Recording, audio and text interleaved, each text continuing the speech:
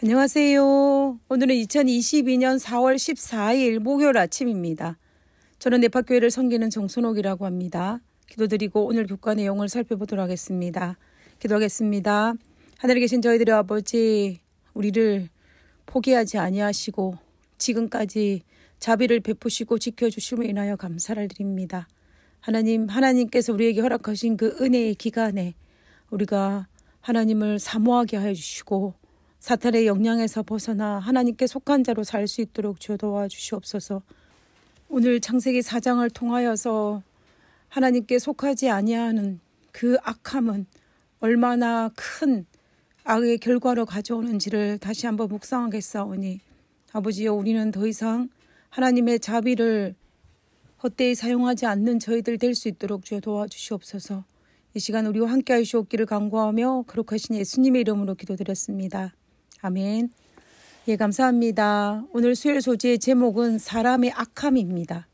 우리는 지금까지 살펴본 교과 내용을 간단히 정리해보면 아담과 하와는 에덴 동산에서 쫓겨나 첫째 아들 가인을 낳자 이 아이가 하나님께서 약속한 메시아라는 기대감을 가졌다라는 것입니다.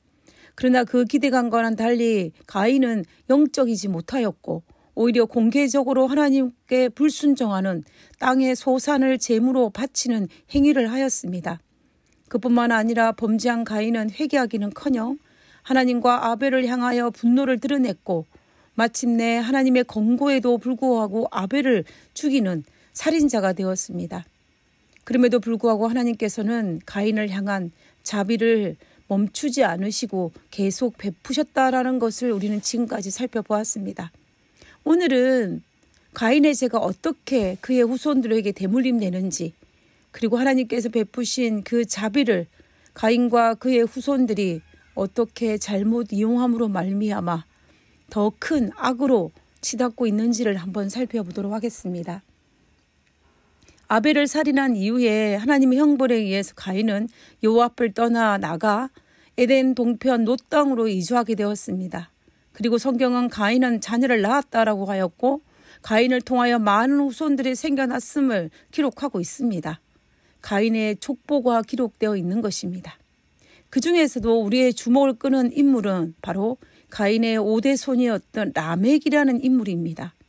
라멕은 두 아내 아다와 실라를 통하여 자손을 낳았다라고 기록하고 있습니다. 그러다가 라멕이 가인처럼 사람을 죽인 살인사건을 저질렀다고 성경은 기록하고 있습니다. 창세기 4장 23절에서 24절에 라멕이 아내들에게 이르되 아다와 실라여 내 목소리를 들으라. 라멕의 아내들이여 내 말을 들으라. 나의 상처로 말미암아 내가 사람을 죽였고 나의 상함으로 말미암아 소년을 죽였도다. 가인을 위하여 벌이 7배일진데 라멕을 위하여는 벌이 70배이로다 하였더라.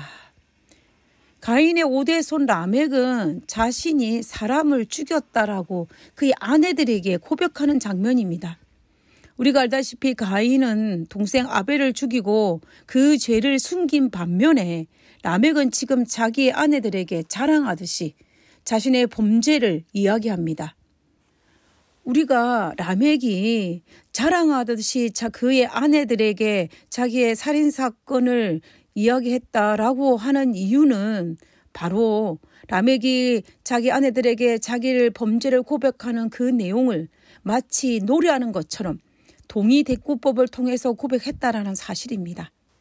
마치 시를 짓듯이 노래하듯이 자신의 죄를 고백하는 모습을 볼 때에 라멕의 때에는 이미 가인의 때와는 많은 상황이 달라졌음을 암시합니다. 살인을 저지른 그 악행이 얼마나 심화되었는지 그 일이 가인의 때와는 대조적으로 그리 큰 사건이 아니었음을 우리는 짐작할 수가 있는 것입니다. 그렇지 않고서는 어떻게 라멕이 자기의 아내들에게 자신의 죄를 숨기지 않고 자랑할 수 있으며 노래로 지어 자신의 죄가 가인의 범죄보다 크다라고 고백할 수 있겠습니까? 그래서 가인의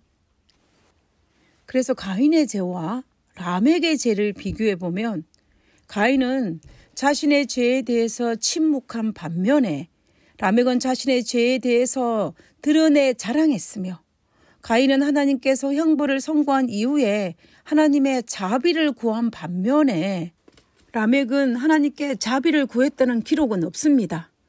그리고 가인은 7배의 행벌을 받은 반면에 라멕은 77배의 행벌을 받았다라고 성경은 기록하고 있습니다.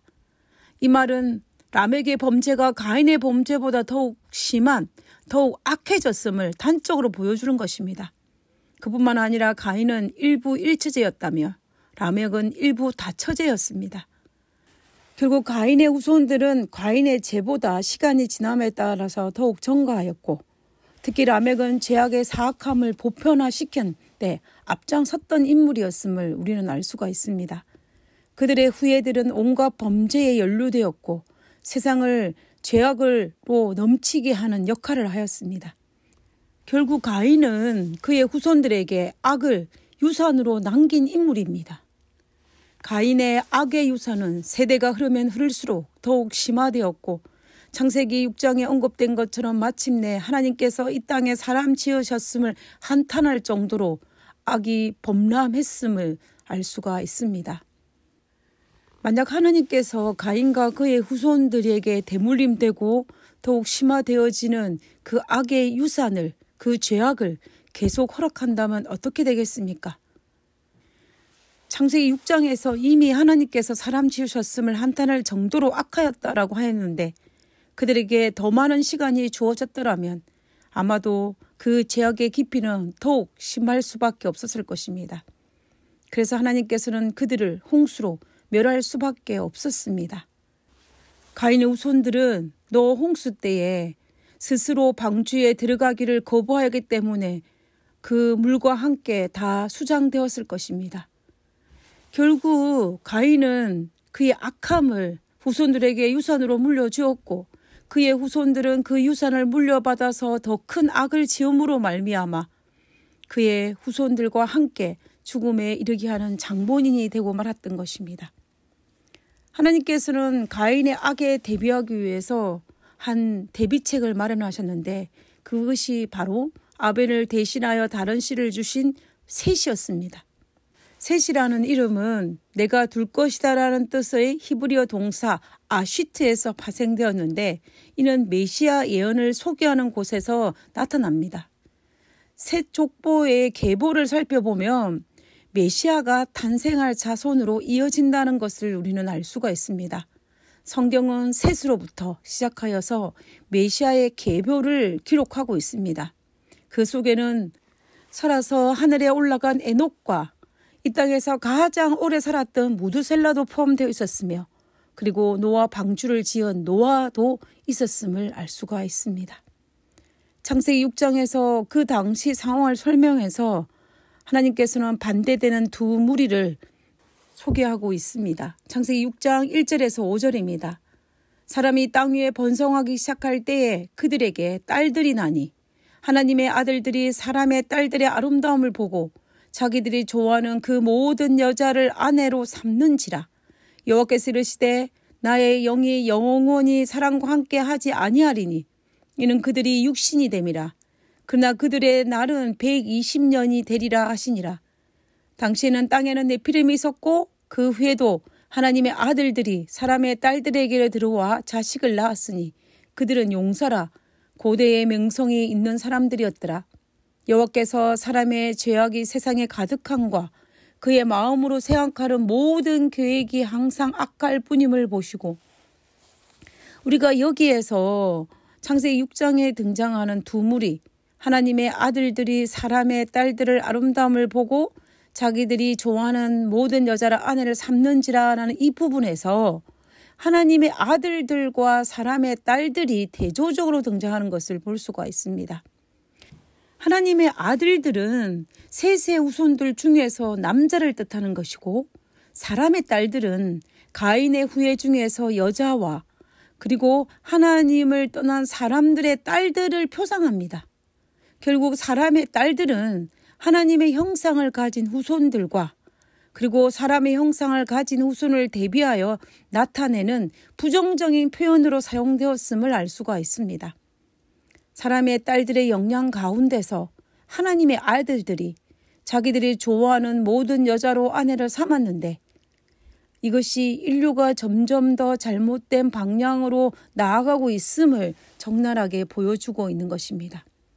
그리고 3절에 여호와께서 이르시되 나의 영이 영원히 사람과 함께하지 아니하리니 이는 그들이 육신이 됨이라 라고 하였는데, 그 육신은 바로 육신적인 정욕을 따르는 사람, 즉 육체적인 성향에 사로잡힌 자들을 의미합니다.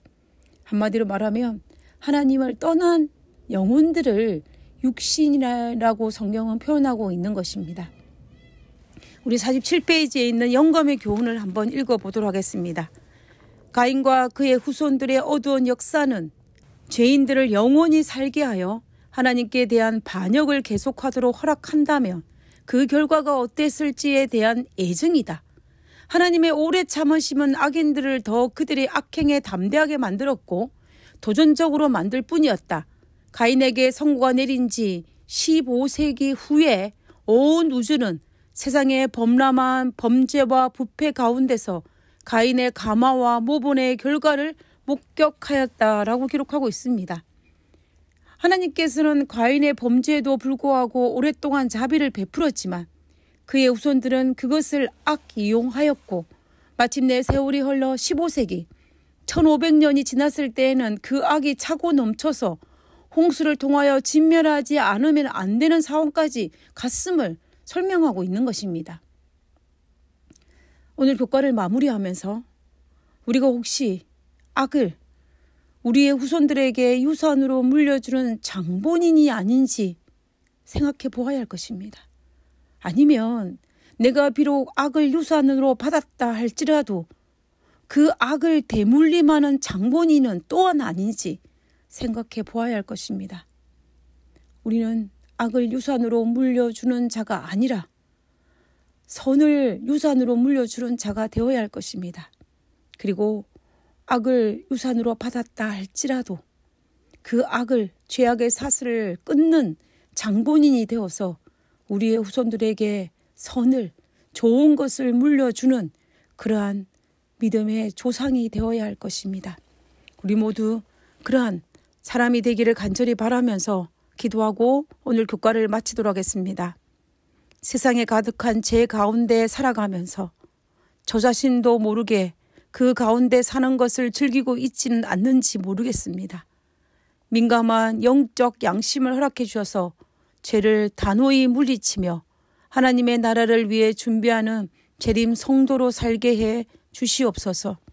하늘에 계신 저희들의 아버지, 주님께서 우리를 불쌍히 여기사 이 죄악 세상에 살아간다 할지라도 비록 우리가 악을 유산으로 받았다 할지라도 내 몸속에 악의 유산의 흔적이 흘러넘친다 할지라도 아버지여 하나님으로 말미암아 이 죄악을 끊게 하시고 우리의 후손들에게 좋은 것을 선을 물려줄 수 있는 그런 믿음의 사람이 될 수 있도록 주여 도와주시옵소서.